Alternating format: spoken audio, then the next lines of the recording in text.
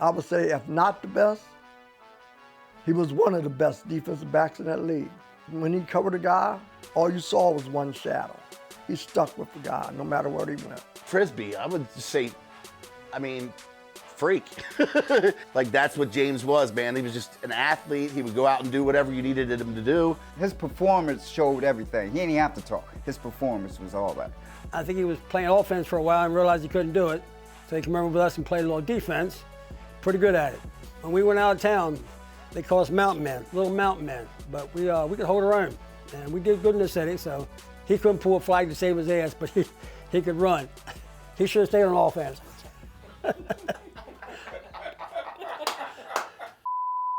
James, he loved it. I think that's what he lived for. Didn't want to play other sports, but we told him to, because you got to play something else. But when we're playing basketball, he'll still have the basketball and like, come on, man, that's a walk. James Frisby, cornerback, Hannigan Outlaws, Crazy Horse, Miller Lite. I remember coming back home from college, not being able to complete college. Things didn't work out.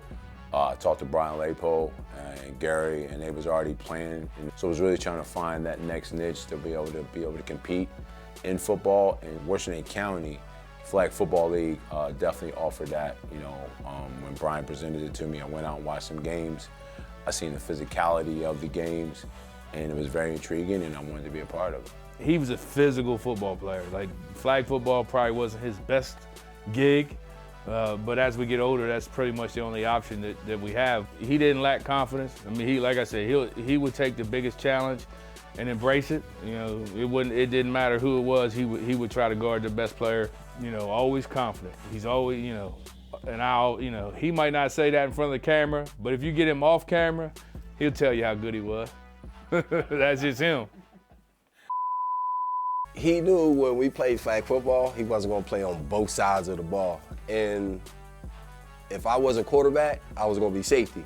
And he was always, oh, cuz I'm playing with you. And then before you know it, here come Tony Dixon and then Brian Lapo, and James was like, oh, I ain't worried about my 2,000 yards. I want my interceptions now.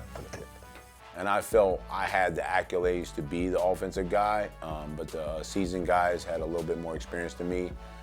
So I waited my time, and then getting to Miller Lite and having now several years of experience, and then being able to switch sides to the ball. And like I said, Joe Ritter showed me why that position could be intriguing, and how I could utilize my athleticism from the offensive side on the defensive side. James Frisby was the epitome of cool out there on the flag football field. That man would show up with the backwards hat on. He'd have the jersey, sleeves pulled up, guns showing, wear that number 2. He'd have the football pants cut off right above his knees. He'd wear the cleats with the no-show socks, made him look like a world-class sprinter. I tried to do that too, but it didn't make me so fast. It's great to have somebody on the other side of the field that you don't have to worry about nothing. You have your side and they have their side, and I mean, that boy, he's good. Him and Eric together on that side, him and Eric Stubbs, man, we used to kill people. Like I said, we never gave up first downs, dude.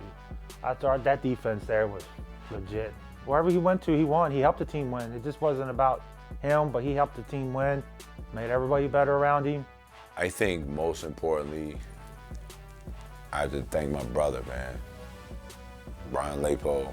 Brian's one of the only guys I know that will hold me accountable. I would get a little arrogant sometimes, and he put me in my place. And that respect level to this level, man, to this day at our age, man, and this is ironic, I'm going in with him. It's a true blessing, for real, because he's a great man, and he's very genuine. That's who I want to thank. To camera, Brian Lapo, I love you, man. Thank you.